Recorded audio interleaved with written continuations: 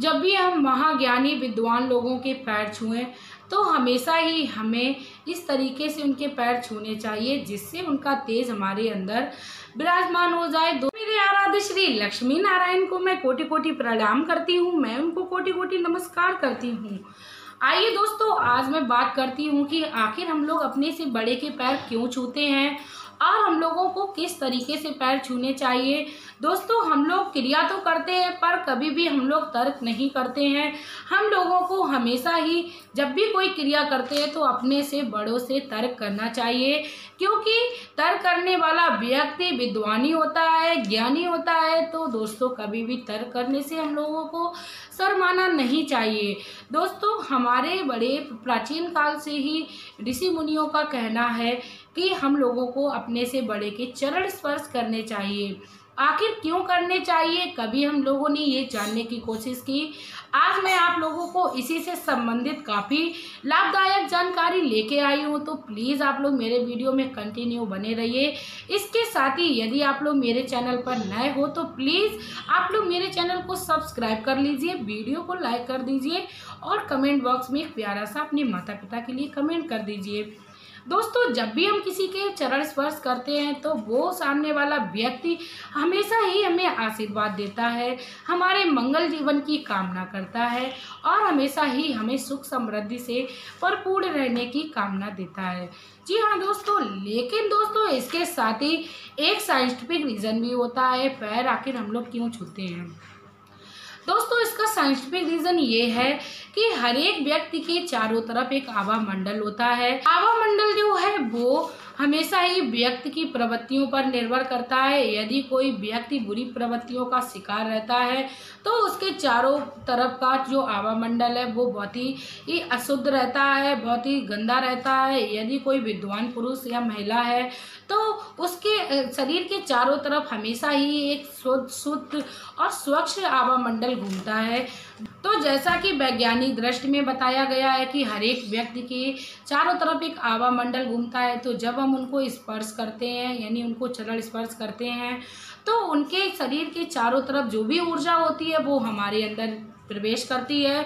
इसके साथ ही दोस्तों, मैं आप लोगों से एक बात और कहना चाहूँगी, जो भी दुष्ट प्रवृत्ति के मनुष्य हैं हमें कभी भी उसके पैर नहीं छूने चाहिए, क्योंकि उनकी दुष्टता की जितनी ऊर्जा है वो हमारे अंदर जाती है, तो हमें हमेशा ही उनसे बचना चाहिए।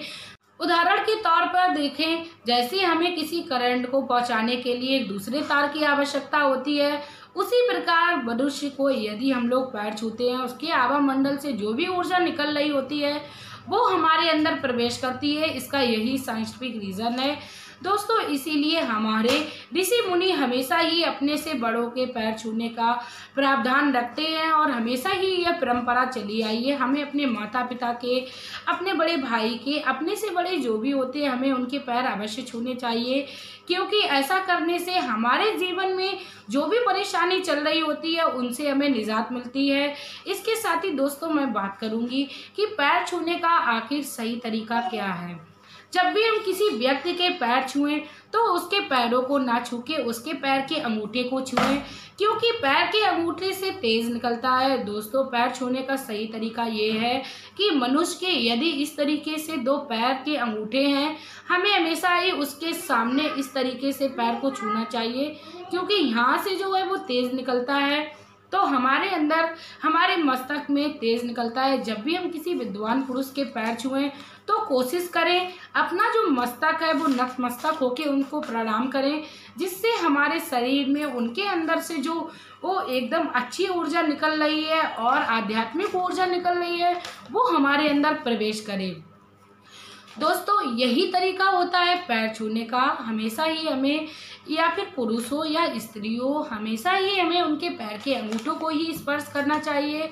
ऐसा करने से हमें उनके अंदर जो भी तेज विद्यमान होता है वो हमें मिलता है। तो दोस्तों, आज के अलावा जब भी हमें पैर छूने का मौका मिले तो हम लोगों को इसी क्रिया से पैर छूने हैं, चाहे पुरुष हो चाहे स्त्री हो, हमें उनके हमेशा ये अंगूठे को स्पर्श करना है। इसके साथ ही यदि कोई विद्वान पुरुष है तो हमें नतमस्तक होकर प्रणाम करना चाहिए, क्योंकि उनके शरीर की ऊर्जा हमारे अंदर अवश्य जानी चाहिए, जिससे हमारे अंदर आध्यात्म का संचार बना रहे और हमारे अंदर तेजवान ऊर्जा प्रभावित होती रहे। दोस्तों, यदि आप लोगों को मेरी ये पैर छूने से संबंधित जानकारी अच्छी लगी हो तो प्लीज़ आप लोग मेरे चैनल को सब्सक्राइब कर लीजिए, वीडियो को लाइक कर दीजिए और कमेंट बॉक्स में एक प्यारा सा कमेंट कर दीजिए।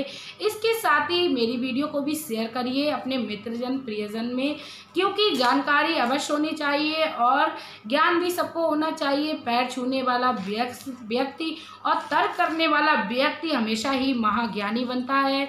इसके साथ ही दोस्तों, अब मैं वीडियो में आप लोगों से लेना चाहूँगी विदा। आपका प्यार और कीमती समय देने के लिए धन्यवाद।